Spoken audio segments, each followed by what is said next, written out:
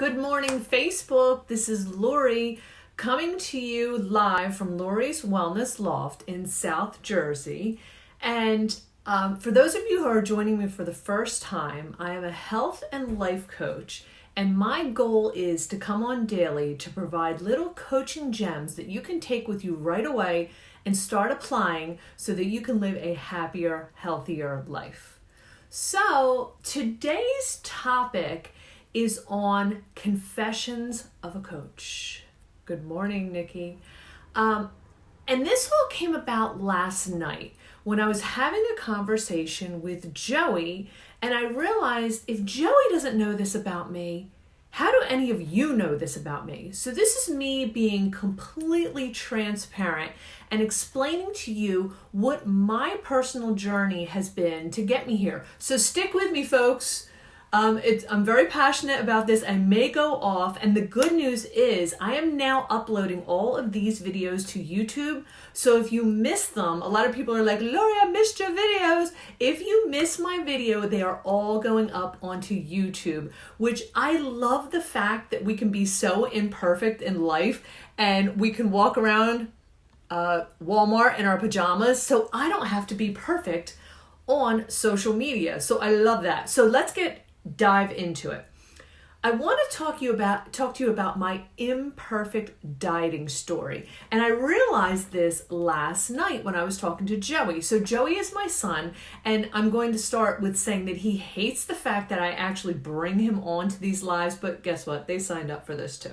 Anyway, so he is currently trying to get healthy. He's doing meal planning. He's riding his bike. He actually is really losing some weight now. So he said to me, and I can't remember exactly how he said it to me, but he goes, Mom, how do you know? You've never been fat.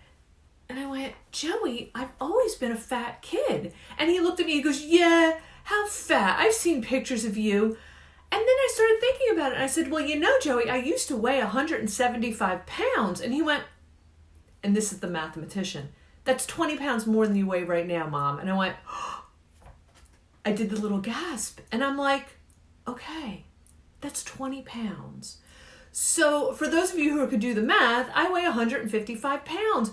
But I remember feeling so different from everyone else growing up. I was always bigger. I was always, I'm almost 6 foot tall. So I wasn't that tiny little girl. And I remember when I got my first job at a weight loss center where I was a weight loss counselor for several years before I went out on my own and started coaching. I remember when I went in for my initial interview, the woman broke out the chart and said, Lori, you're 5'10", you should weigh 142 pounds. And I was like, I weighed that in third grade. Like, what?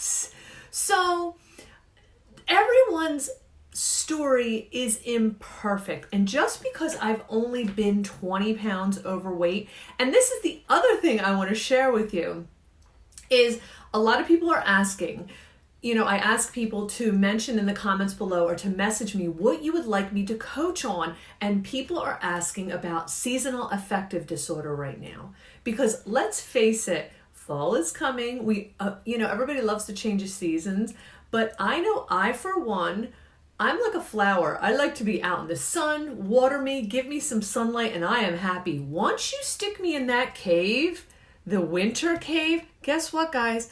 Every winter, without fail, I gain 7 to 10 pounds. So I've lost the same 10 pounds probably 30 times now. So listen, guys, even though it may not appear on the outside that I have to struggle and fight to be this weight every day, which you're probably like, oh, poor Lori, she has to struggle to lose 10 pounds. I'm not saying it because I want you to, oh, poor Lori me. I'm saying this because I want you to understand I have the same struggles as you do. I'm not a naturally thin person. And I look at somebody like my brother, who's a naturally thin person. He never feels the need to overeat. He never feels the need to eat for emotional reasons. So when we are, and I'm putting myself in the bubble of the when we are emotional eaters and we are eating for reasons other than hunger, we overeat and we gain weight. So I personally see that happen in the wintertime because I don't like the winter. I don't like the cold, and I love to use food for comfort. I love to bake. I love to cook. As soon as it starts to snow, I don't know about any of you, I bust out the pots and I'm making sauce and I'm making cookies and I cook all day long, and that's our comfort, okay? Not everyone feels this way. So I want to let you know that you don't have to be perfect to live a happier, healthier life. You just have to be able to dismantle your emotions and understand why you're doing what you're doing, okay? So the 3 steps I'm going to give you today is, if you're trying to get somewhere that you are finding you're coming up against roadblocks in anywhere, and I use weight is because that's where a lot of my counseling comes from, but I also counsel people in business, in relationships, with all kinds of other issues that are over drinking, overeating, overindulging. Like I coach people on how to manage these emotions so that you can get the desired result. So what you want to do, number 1, don't give up. Keep doing what you're doing. And guess what? This winter, if I gain my 10 pounds, I'm going to lose it in the spring. And that's why you are never going to see someone who has this in check get to 30, 40, 50 pounds overweight, because they know, all right, 10 pounds, that's my limit. I'm bringing it back down, okay? So never give up on what your comfort level is or where you want to be. You also have to realize you have to look for what works for you. So people talk about diets as being good or bad. Diets, it's just nutrition, guys. And if you find that you do better on keto, or you find you do better on being a vegan, or you find you do better on intermittent fasting, whatever works for you, use it as long as it's working. And then when it's not working, be ready to let that go and invite something else in.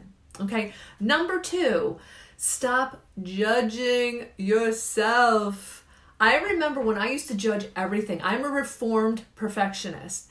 And I remembered when I wouldn't put a picture up that wasn't professionally taken by a photographer. I would never throw a video up and just start talking like I do every morning and just put it out there for the whole world to see without editing and doing all this stuff. So I want you all to know we live in an imperfect world. Stop trying to be perfect, because it's not possible. Okay, so you want to be able to learn more daily. So stop judging yourself, start learning more daily, and move towards the direction of your desire. Number 3, realize most people are exactly like you.